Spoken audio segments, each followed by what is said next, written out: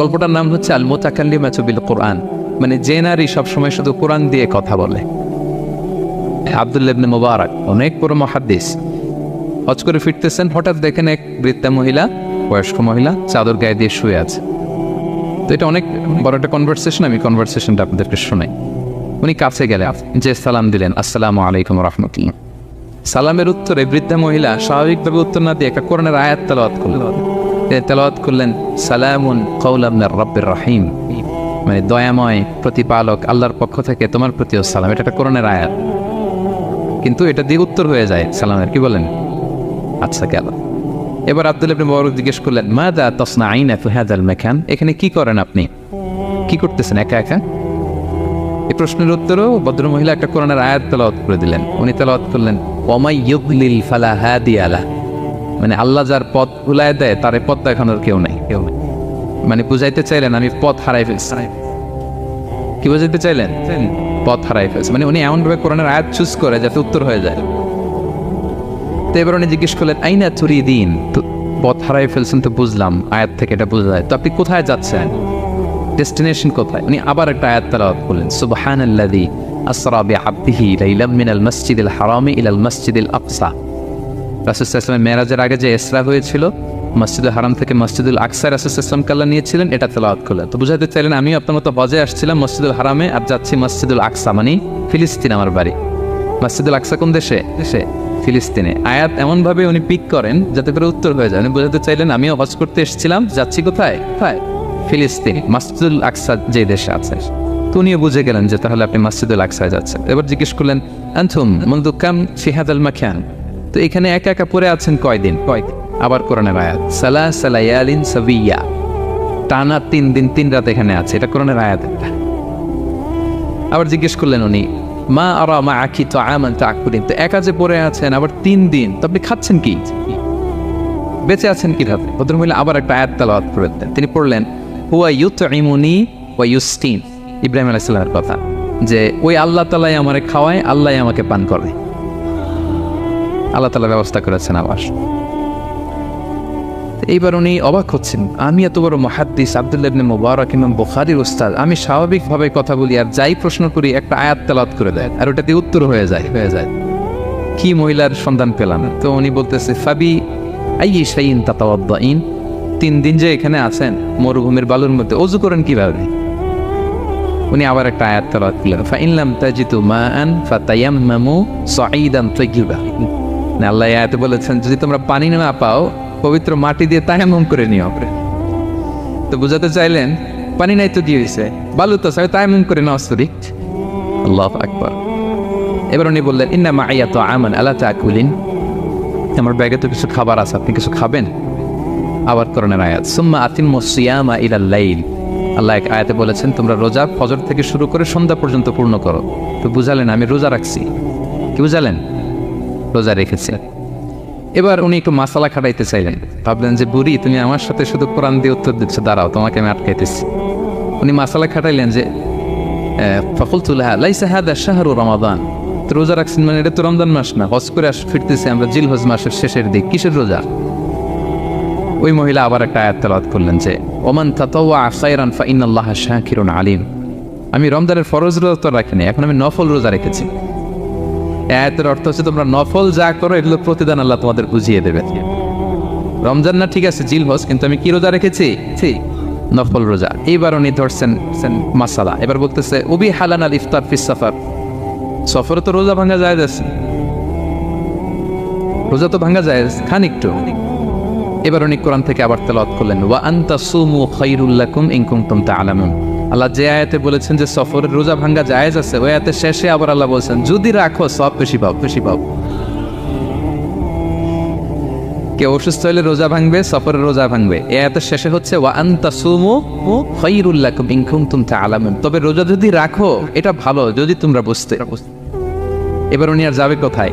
দিশেহারা হয়ে এবার জিজ্ঞেসই করে ফেলছে লিমাদা লা তুকাল্লিমিনি মিসলা মা উকাল্লিমুকি, আচ্ছা মা এবার বলেন আমি আপনার সাথে যেভাবে কথা বলি আপনি এইভাবে কথা বলেন না কেন? কিছু জিজ্ঞেস করলে কোরআনের আয়াত বলেন কেন? আমি কথা বলতেছি আপনি আমার সাথে এভাবে কথা বলেন, কিছু জিজ্ঞেস করলে কোরআনের আয়াত কেন? এটার উত্তরে উনি আর একটা কোরআনের আয়াত উনি পড়লেন মা ইয়ালফিযু মিন কাউলিন ইল্লা লাদাইহি রাকিবুন আতীদ। আল্লাহ বলেছেন তোমরা মুখ দিয়ে যাই বের করো এটা লিখে রাখার জন্য দুই কাঁধে রাকিব আতীদ আছে, তুলে রাখে। তার মানে আমি যে তোমার সাথে কথা বলতেছি প্রত্যেকটাই তো রেকর্ডেড হয়, রেজিস্টার্ড হয়। সো এমন কিছু বলি যেটাতে সওয়াব হয়, যেটাতে ভুল না হয়। আল্লাহু আকবার, সুবহানাল্লাহ। কি নারী ছিল, কেমন নারী তিনি ছিলেন, কি পুরো ঘটনাটা শুনবেন? হ্যাঁ, শেষ করবো ঘটনাটা। আচ্ছা, উনি অবাক হলেন যে কি মহিলা, এরকম মহিয়সী গরিয়সী নারীও পৃথিবীতে আছে। তিনি বললেন ঠিক আছে মা, আপনি যেহেতু পথ হারাই ফেলছেন, আমার ওটটাকে আমি নিয়ে আসি। ফাহাল্লাকা আন আহমিলুকি আলা নাফাতি হাদিহি ফাতুদরিকিল কাফেলা। আমার ওটটা নিয়ে আসি, ওটে বসেন, আমি আপনাকে এগিয়ে দিয়ে কাফেলাতে যুক্ত করে দেই। আপনি কি রাজি আমার ওটে বসবেন? আবার কোরআনের আয়াত, ওমা তাফআলু মিন খাইরিন ফাইনাল্লাহা বিহি আলিম। তোমরা যত ভালো কাজ করো আল্লাহ সেটা জানেন, মানে তোমার এই ভালো কাজ আল্লাহ জানেন, আল্লাহ এর প্রতিদান দিবেন। কলা ফানাফতু নাকাতি, আমি ওট বসালাম এবং বললাম ওঠেন। উনি যখন উঠতেছে আমি এভাবে তাকায় আছি, তা আমি যে তাকায় আছি উনি একটা আয়াত তেলাওয়াত করলেন যে কুল্লিল মুমিনিনা ইয়াগুদ্দু মিন আবসারিহিম। এর অর্থ হচ্ছে নবী হে মুমিনদেরকে বলুন তারা যেন পরনারী দিকে তাকায় না থাকে, চোখ যেন নিচে রাখে, তারা যেন চক্ষু অবনমিত করে। মানে বুঝাতে চাইলেন যে আমি তো বেগানা নারী, পরনারী, তা আমি ওটে উঠতেছি, আপনি তাকায়। সে হয়তো তাকায় আছে যে বৃদ্ধা মহিলা উঠতে যদি কষ্ট হয় পড়ে যায়। তো উনি যখন দেখতেছেন তাকায় আছে, উনি বলতেছে ফুল্লিল মুমিনিনা ইয়াগুদ্দু মিন আবসারিহিম। নবী হে বলুন বিশ্বাসীদের তারা যেন চোখ নিচের দিকে করে রাখে। উনি লজ্জা পেয়ে গেলেন। ফাকাদাতু বাসারি, আমি লজ্জায় চোখ নামালাম। এরপর আমি বললাম ইরকাবি ওয়াকাদ আকালতু নাকাতে, ওঠেন। আমি আবার ওটের রশি ধরে টানতে আরম্ভ করলেন। ভদ্রমহিলা উঠেই আবার কোরআনের আয়াত পড়লেন, যেটা আমরা গাড়িতে বা কোনো বাহনে উঠলে পড়ি। তিনি পড়তে আরম্ভ করলেন সুবহানাল্লাযী সাখখারা লানা হাযা ওয়া মা কুন্না লাহু মুকরিনিন ওয়া ইন্না ইলা রাব্বিনা লামুনকালিবুন। প্রশংসা সে আল্লাহ, যে আল্লাহ এই বাহনকে আমাদের জন্য বশীভূত করে দিয়েছেন। তিনি বশীভূত না করলে আমরা তো এটাকে বশীভূত করতে পারতাম না। আপনারা যখন গাড়ি স্টার্ট দিবেন এই দোয়াটা পড়েন তো আপনারা।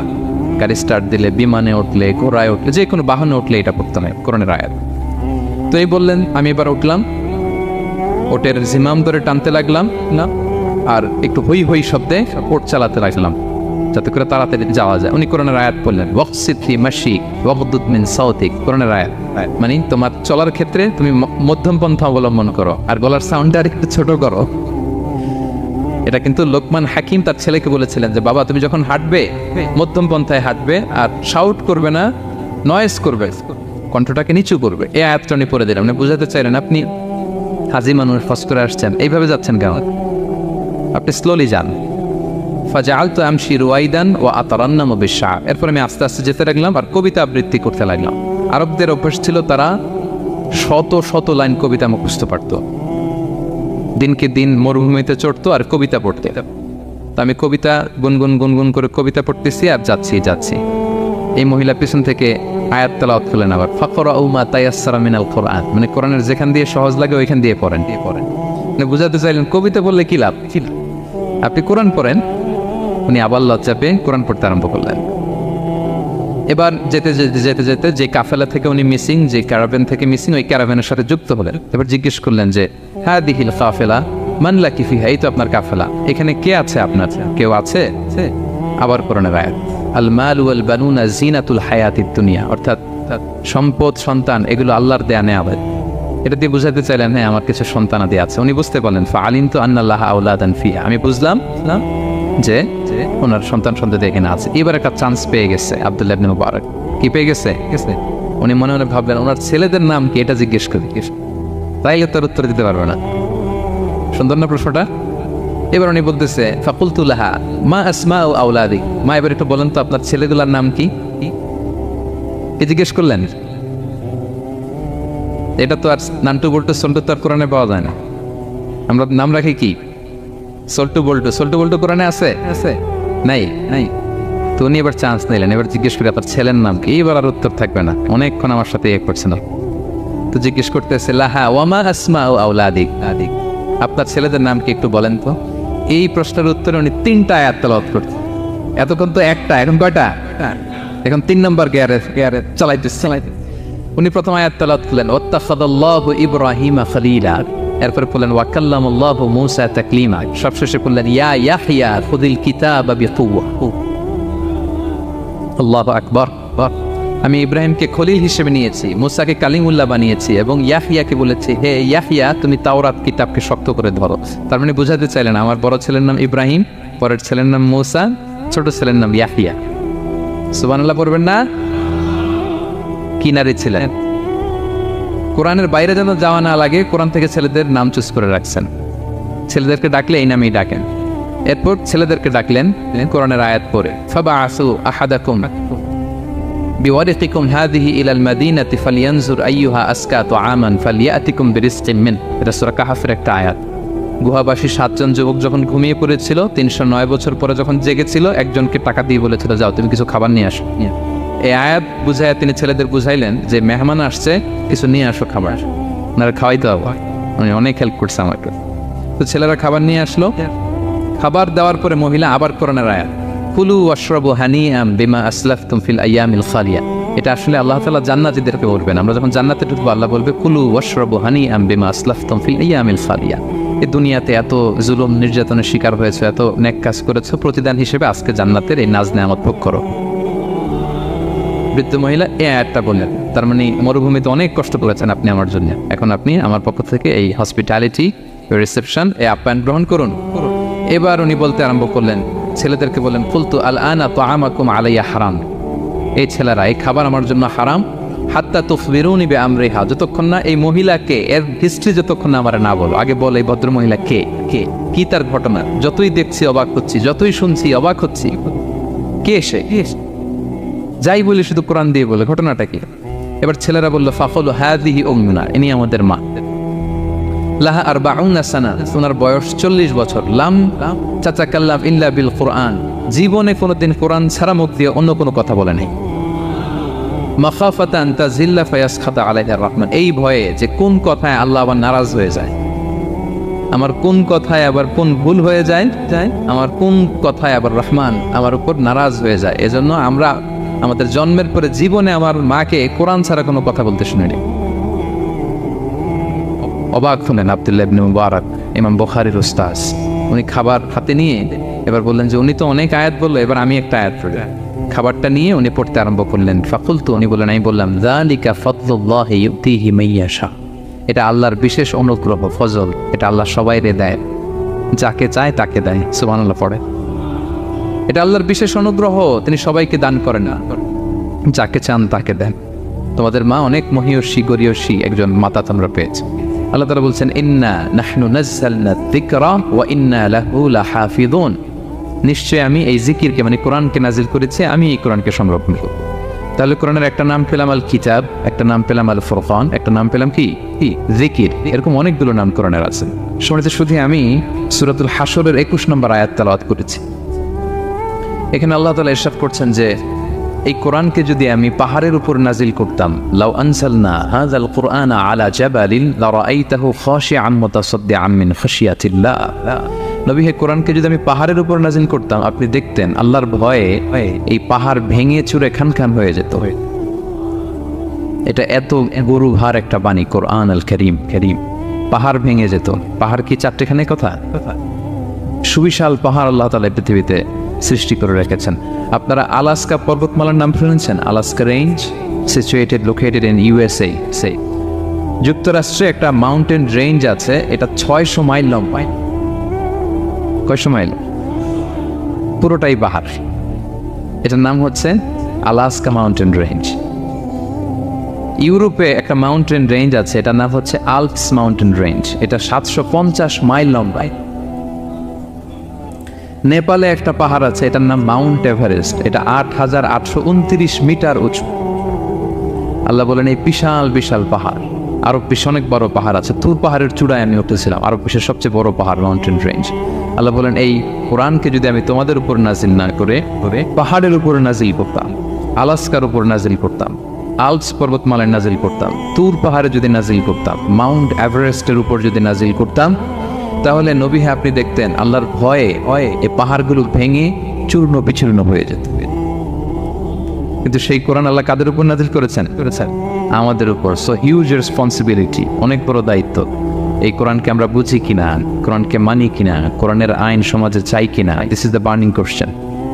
নিজেকে নিজে প্রশ্ন করুন যে কোরআনের যে হকগুলো আছে আমরা আদায় করছি কিনা। এটা যেন তেন কোনো বাণী নয়, এটা আল্লাহ তাআলার পাঠানো বাণী, অনেক ভারী অনেক ওজনওয়ালা বাণী। আল্লাহ তাআলা বলছেন ইন্না সানুলকি আলাইকা কওলান সাকিলা, নবী হে আপনার কাছে আমি অনেক ভারী হেভি ওয়েট ওয়ার্ড নাজিল করব, এটা অনেক ওজনের, এটা সিম্পল কোনো বিষয় নয়। এই কোরআন যখন রাসূল সাল্লাল্লাহু আলাইহি ওয়াসাল্লামের উপর নাজিল হতো, প্রচন্ড শীতের রাতে বিষ্ণু সাল্লাল্লাহু আলাইহি ওয়াসাল্লাম ঘামতেন। আম্মা জান আয়েশা বলেন আমরা কম্বল মুড়ি দিয়েও থাকতে পারি না, এত শীত, কিন্তু বিশ্বনবী ঘেমে ঘর্মাক্ত হয়ে একাকার।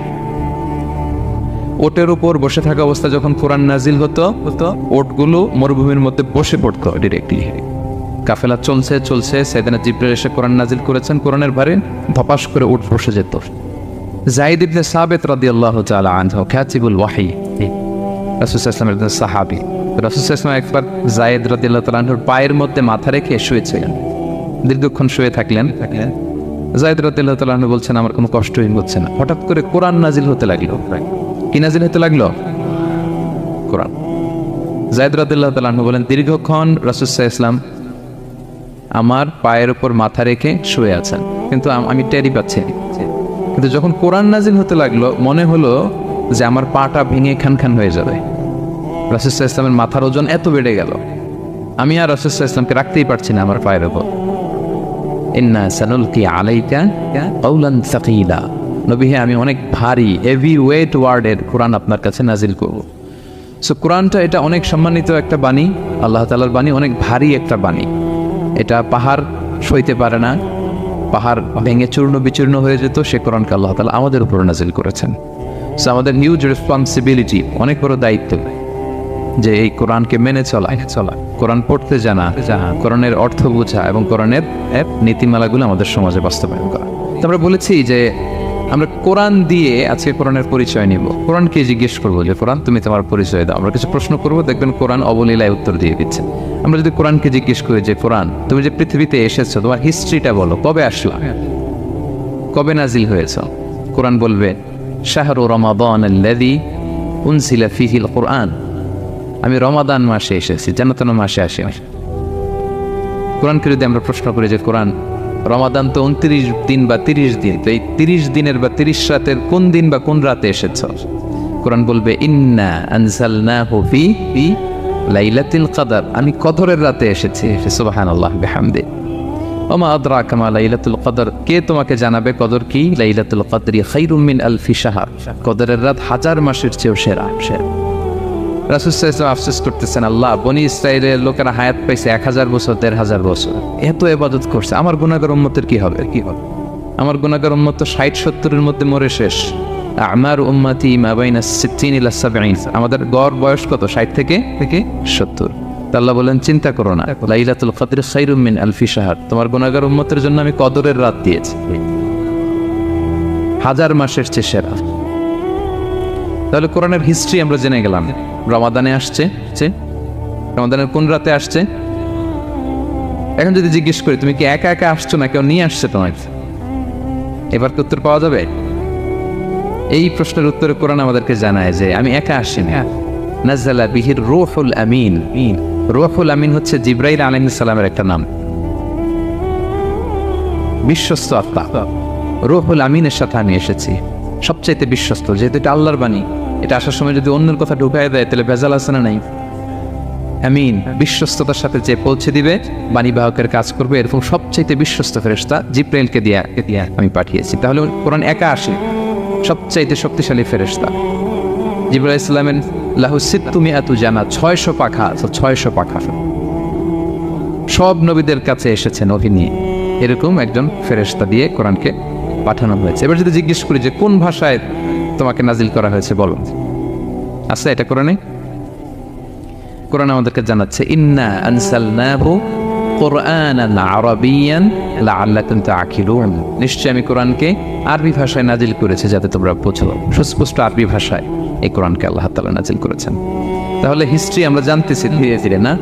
রমাদানে আসলো, কদরে আসলো, একা আসে নাই, জিবরাইল ইসলামের সাথে আসলো, আরবি ভাষায় নাজিল হলো। এবার যদি জিজ্ঞেস করি যে তুমি যে আসলা, তোমাকে যে আমাদের তেলাওয়াত করতে হবে, তো এই তেলাওয়াত করার গাইডলাইনটা কি, কিভাবে তেলাওয়াত করব, তেলাওয়াত করার সিস্টেমটা কি, এটা যদি আমাদেরকে একটু বলতে। তো কোরআন এই প্রশ্নের উত্তরে প্রথমে আমাদেরকে বলে যে আমাকে যদি আবৃত্তি করতে চাও, তেলাওয়াত করতে চাও, প্রথম গাইডলাইন হচ্ছে লা ইয়ামাসসুহু ইল্লাল মুতাহহারুন। এর অর্থ হচ্ছে পবিত্র ছাড়া কেউ এই কোরআনকে স্পর্শ করতে পারে না। যদিও এটা দিয়ে লাউহে মাহফুজের কথা বলা হয়েছে, ফেরেশতাদের কথা, কিন্তু বিষ্ণু বলেছেন লা ইয়ামাসসুহু ইল্লা তাহির, পবিত্রতা ছাড়া কোরআন ধরা যায় না। তাহলে কোরআন তেলাওয়াতের প্রথম গাইডলাইন কি? পবিত্রতা। অজু করতে হবে, ডোন্ট টাচ মি উইদাউট অ্যাবলুশন। কোরআন আপনাকে অর্ডার করবে অজু ছাড়া আমাকে টাচ করা যাবে না। আচ্ছা, অজু করলেন, তারপরে কি শুরু করে দিতে পারবেন? না। কোরআন বলে ফাইদা ক্বারাতাল কুরআনা ফাস্তাইদ বিল্লাহি মিনাশ শাইতানির রাজিম। কোরআন পড়ার আগে তোমার যে সুস্পষ্ট দুশমন ওই শয়তানের ব্যাপারে আল্লাহর কাছে পানাহ চেয়ে নাও। মানে পড়ো আউযু বিল্লাহি মিনাশ শাইতানির রাজিম বিসমিল্লাহির রহমানির রহিম। তাহলে অজু করলেন, আউযু বিল্লাহ বললেন, বিসমিল্লাহ বললেন। এবার কি করতে হবে? এবার কোরআন বলছে যেমন মনে চায় তেমন পড়া যাবে না। তুমি গানের সুরে, ব্যান্ডের সুরে, হিপ হপ সুরে কোরআন পড়বা, এটা আল্লাহ কবুল করবে না। কোরআন বলছে ওয়ারাত্তিলিল কুরআনা তারতিলা। তারতিলের সাথে কোরআন পড়তে হবে, ধীর স্থির ভাবে কোরআন পড়তে হবে। তারতিল, আপনারা যারা কোরআন পড়বেন তারতিলের সাথে পড়বেন। What is তারতিল? আনাস রাদিয়াল্লাহু তাআলা আনহুকে জিজ্ঞেস করা হয়েছিল তারতিল কি, নবী কিভাবে তেলাওয়াত করতেন। তিনি বলেছিলেন ইয়ামুদ্দু বিহা সাওতাহু মাদ্দান। বিষ্ণু ইসলাম প্রতিটি আয়াত টেনে টেনে পড়তেন, এভাবে টেনে টেনে পড়তেন। আবার বিষ্ণু ইসলামের স্ত্রী উম্মে সালামা রাদিয়াল্লাহু তাআলা আনহা তিনি বলতেন ইয়াকাত্তিউ কিরাআতাহু আয়াতান আয়াতান। বিষ্ণু ইসলাম প্রতিটি আয়াত শেষে থামতেন, এক আয়াত পড়ে থেমে আরেক আয়াত, আবার থেমে আরেক আয়াত। আলহামদুলিল্লাহি রাব্বিল আলামিন আর রহমানির রহিম মালিকি ইয়াউমিদ্দিন। দেখেন টেনে টেনেও পড়লাম, আবার প্রতিটা আয়াত শেষে থামলাম। This is তারতিল। ওয়ারাত্তিলিল কুরআনা তারতিলা। এভাবে টেনে টেনে প্রতি আয়াত শেষে থেমে থেমে পড়ার নাম তারতিল। এভাবে পড়তে হবে। তো পড়ার গাইডলাইন কি বললাম? প্রথমে কি করতে হবে? অজু করতে হবে, পবিত্রতা। এরপরে আউযু বিল্লাহ বিসমিল্লাহ পড়তে হবে। এরপরে কিভাবে পড়তে হবে? তারতিলের সাথে। কথা কি বুঝতে পারতেছেন সবাই? বিরক্ত হচ্ছেন না তো আপনারা?